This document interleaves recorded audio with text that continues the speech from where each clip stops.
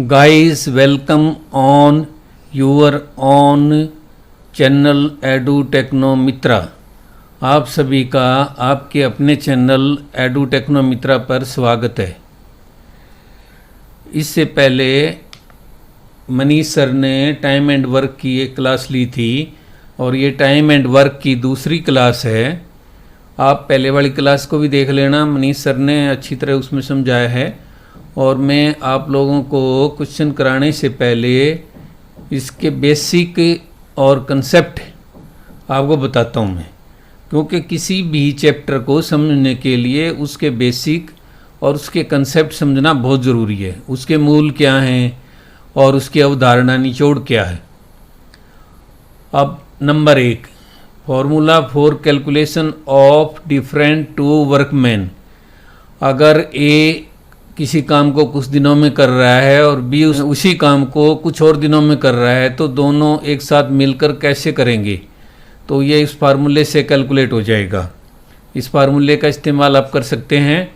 और उसके बाद ये दूसरा है, if man power increases then working days will decrease and vice versa.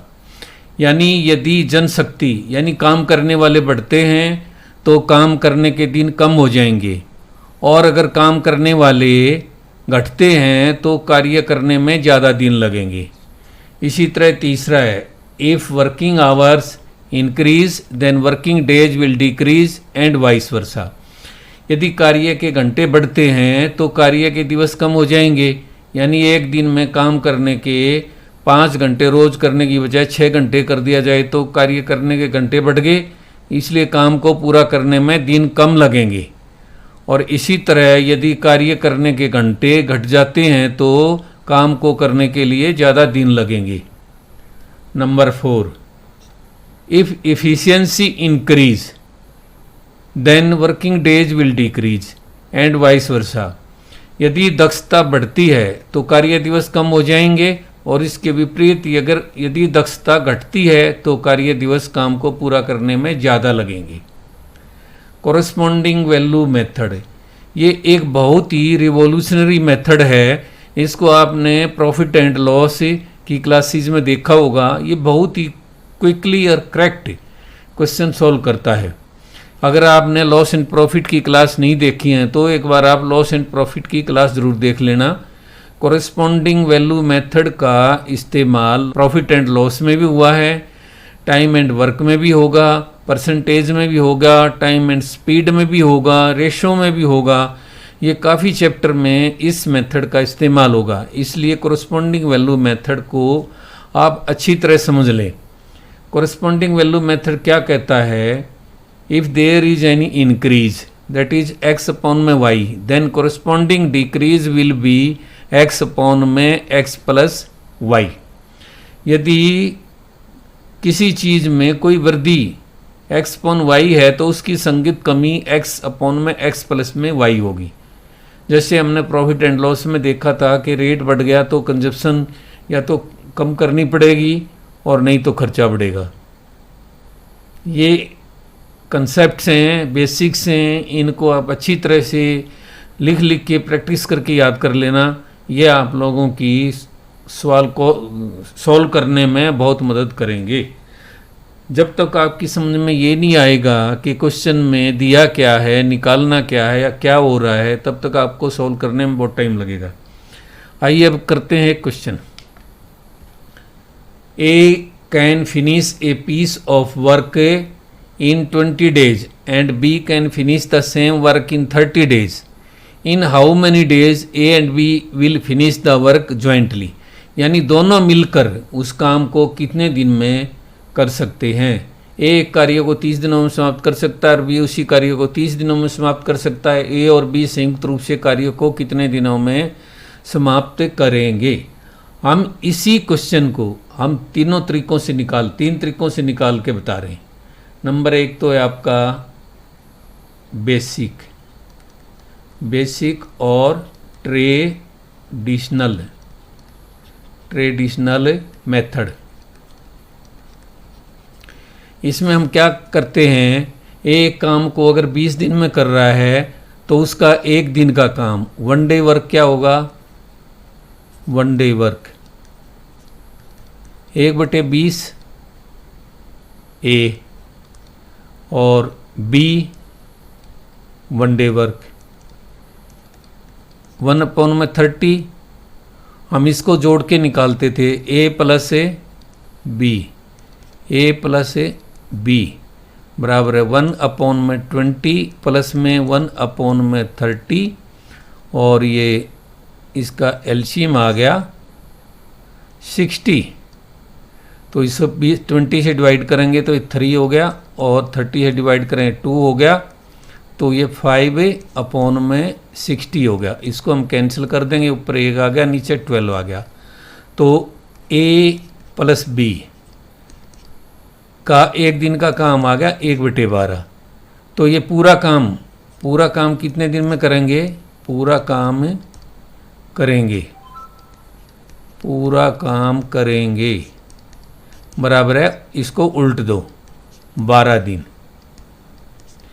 यानी ए प्लस बी का 1 डे वर्क था 1/12, तो A plus B do the whole work in 12 days. अब दूसरा मेथड है, ये कंसेप्चुअल मेथड है,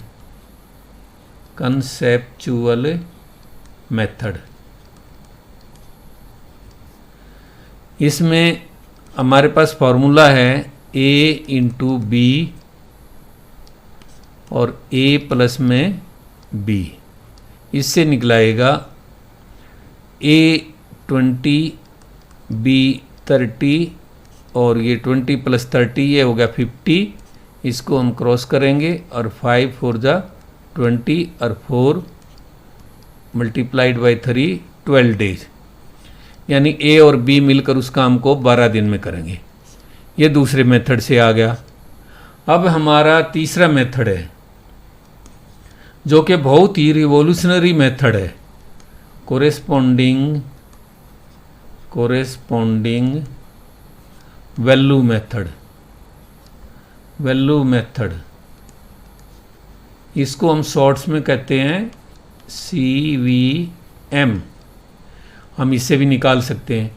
इस मेथड को तो आप प्रैक्टिस करके इसको रट लो, बहुत ही सिंपल मेथड है ये। हर चीज़ में, हर तरह के चैप्टर में, परसेंटेज हो, टाइम स्पीड हो, टाइम वर्क हो, प्रॉफिट लॉस हो, बहुत जगह काम आएगा ये। तो ये क्या कहता है, अब यहाँ पे हम देखते हैं A/B है, तो इनका काम करने का डेज की रेशो है 20/30 हो गया, ये कैंसिल हो गया, 2/3 होगी। तो इफ़िशियंसी अगर 20/30 में डेज हैं काम करने के, तो इफ़िशियंसी उल्टी हो जाती है। तो इनकी इफ़िशियंसी होगी 3/2, ये इफ़िशियंसी होगी। तो अब यहाँ से हमें क्या पता लगा, ये ए की एफिशिएंसी है और ए उस काम को 20 डेज में कर रहा है, तो बी उसके साथ हो गया, तो कितनी इंक्रीज होगी, पहले तो 3 थी एफिशिएंसी, फिर होगी 2 की इंक्रीज होगी, कितने पे, 3 + 2 पे। तो यहाँ पे इंक्रीज बराबर है x/y बराबर है 2/3। तो इसकी कोरिस्पोंडिंग डिक्रीज बराबर है 2/5। और हम डेज निकाल लेंगे कितने डिक्रीज हो गए। तो इसको हमें, क्योंकि ए की हमने रेफ़र किया है, तो ए के दिन ले लेंगे 20 से आप मल्टीप्लाई करोगे तो 5 4 = 20 और 4 × 2 8 डेज की कमी होगी, 8 डेज लेस। तो ए + बी उस काम को करेंगे 20 - 8 बराबर है 12 डेज में। अब देखो कोरिस्पोंडिंग वैल्यू मेथड से ये सिंप्लीफाइड कैलकुलेशन आई है हमारी बिल्कुल, और बहुत ही जल्दी हम निकाल सकते हैं। जब आप प्रैक्टिस करोगे तो ये लिखने की ज़रूरत नहीं है, I = x/y, D = ये इस तरह लिखने की ज़रूरत है। आप देखोगे इंक्रीज है 2/3 की, तो डिक्रीज है 2/5 की, 20 से मल्टीप्लाई करके 8 आ जाएगा, और 8 को 20 में से घटा दो। ये बिल्कुल विजुअल मेथड से आपके हो जाएगा, बहुत ही फास्ट हो जाएगा। अब मैं आज की क्लास को यहीं विराम देता हूँ। इस बाकी सवाल हम जो है नेक्स्ट सेशन में करेंगे। मैं आप लोगों से एक बार फिर रिक्वेस्ट करता हूँ कि आपके अपने चैनल को लाइक, शेयर, सब्सक्राइब ज़रूर कर देना और press bell icon to receive the latest update. ताज़ा अपडेट प्राप्त करने के लिए घंटी को ज़रूर दबा देना। Thank you.